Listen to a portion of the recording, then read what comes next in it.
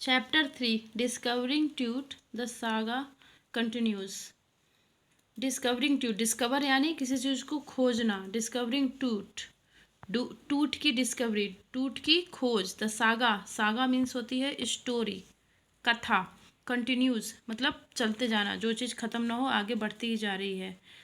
तो ट्यूट कौन था? टूट, टूट एक इजिप्शियन किंग था। इजिप्ट यानी मिस्र, मिस्र का राजा था। मिस्र की जो सभ्यता है बहुत पुरानी सभ्यता है, जैसा कि तुम लोगों ने इतिहास की किताब में पढ़ा होगा। उस समय फ़ेरो का राज्य होता था, राजाओं को फ़ेरो कहा जाता था। उसी में से एक राजा था ट्यूट।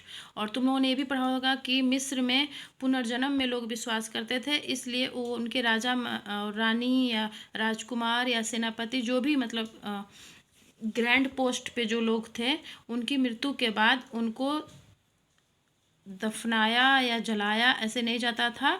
उनकी बॉडी को प्रिजर्व करके रखा जाता था, यानी सुरक्षित रखा जाता था। उनकी बॉडीज़ के ऊपर एक लेप लगाया जाता था, फिर उसको सफ़ेद कपड़े की पट्टियों से लपेटा जाता था, फिर उसको कॉफिन में, ताबूत में करके, और अंधेरी घरों में पिरामिड भी बनाए जाते थे उसी के लिए। उसमें पिरामिड के अंदर बहुत सारे सेल्स बने हैं, बहुत सारे दीवार दे करके छोटे छोटे रूम्स बना करके उस रूम्स में उन कॉफिन को रखा जाता था। और उसके साथ ढेर सारा उस राजा ने जो जो सामान यूज किया था अपनी ज़िंदगी भर, उसका चेयर, उसका बेड, उसका खाने पीने की चीज़ें, और भी बहुत सारे, और कपड़े, गहने, और शरबत, खाना, ये सब चीज़ें उस कॉफ़िन के साथ, एक दो रूम एक्चुअली होते थे। एक रूम में कॉफ़िन रखा जाता था उस लाश को कॉफ़िन के अंदर, और दूसरे रूम में सब बहुत सारे गहने, और उनका बेड, चेयर, सब कुछ सोने का होता था। और ज्वेलरी तो सोने की होती ही थी, कपड़े होते थे,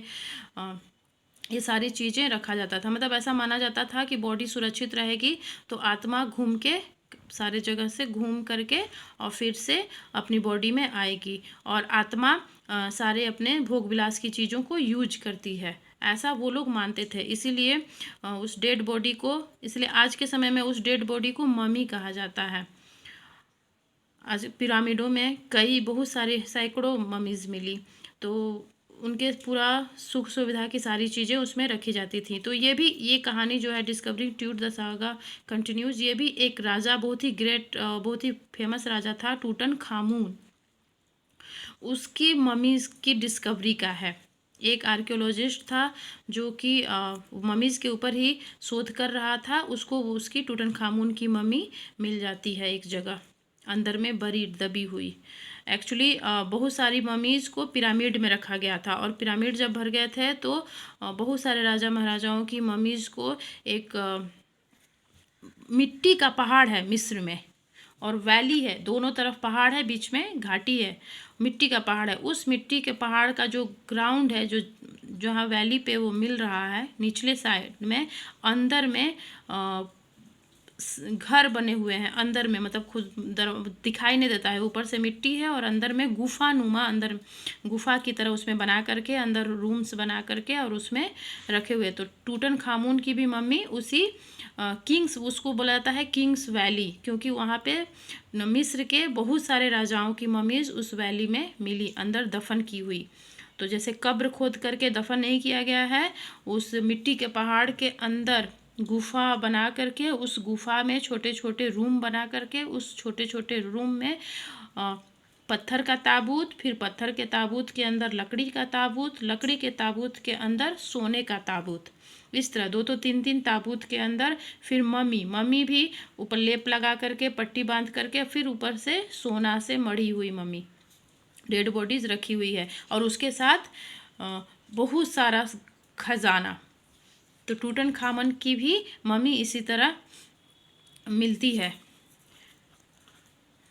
कार्टर को। एक आर्कियोलॉजिस्ट होता है कार्टर, उसको उसकी मम्मी मिलती है। फिर ये कहानी है कि जो फर्स्ट उस मम्मी को पाता है उसने क्या क्या किया, उस मम्मी के ऊपर क्या क्या शोध किए, फिर बाद में अभी तक उस टूटन खामून की मम्मी के ऊपर क्या क्या एक्सपेरिमेंट हो रहा है, क्या क्या शोध हो रहा है, उसकी मृत्यु कैसे हुई, ये सब पता लगाने की कोशिश की जा रही है। उसके लिए उसका CT स्कैन होता है कि ताकि उसकी मृत्यु कैसे हुई, उसका एक्सरे होता है, सीटी स्कैन होता है, और ये सब करने से इतना पता चला है कि टूटनखामन की मृत्यु बहुत ही कम एज में हुई थी। वो और उस वो बहुत ही कम उम्र में 8-9 साल का था, तभी राजा बन गया था उसके पिता की मृत्यु के बाद। और लगभग जब उसकी मृत्यु हुई है तो उसकी उसकी उम्र 19 या 20 वर्ष की होगी, मतलब बहुत ही कम उम्र में उसकी मृत्यु हो गई थी। और उसकी मृत्यु कैसे हुई होगी, क्या वो किसी लड़ाई में मारा गया था इतने कम उम्र में, या किसी दुश्मन ने उसको मार दिया था। उसकी खोपड़ी में पीछे एक छेद मिलता है और उसका हड्डी भी टूटा हुआ है, तो ऐसा लगता है कि किसी ने पीछे से उस पर वार करके उसको मार दिया था। मतलब ये पूरी स्टोरी टूटनखामन की डेथ मिस्ट्री को सुलझाने को लेकर के है कि टूटनखामन कौन था। उसकी मृत्यु के बारे में किसी को सॉलिड जानकारी नहीं है, मगर उसकी मृत्यु के बहुत सारे अटकलें लगाई जा रही हैं उसका एक्सरे और सीटी स्कैन करके कि इस कारण से उसकी मृत्यु हुई होगी। इसीलिए इसका नाम दिया गया है द सागा कंटिन्यूज। मतलब टूटनखामन हजारों साल पहले मर गया, मगर उसकी स्टोरी आज तक चल रही है। सागा यानी स्टोरी, कथा, उसकी कथा आज तक कंटिन्यू है, आज तक चल रही है। ओके।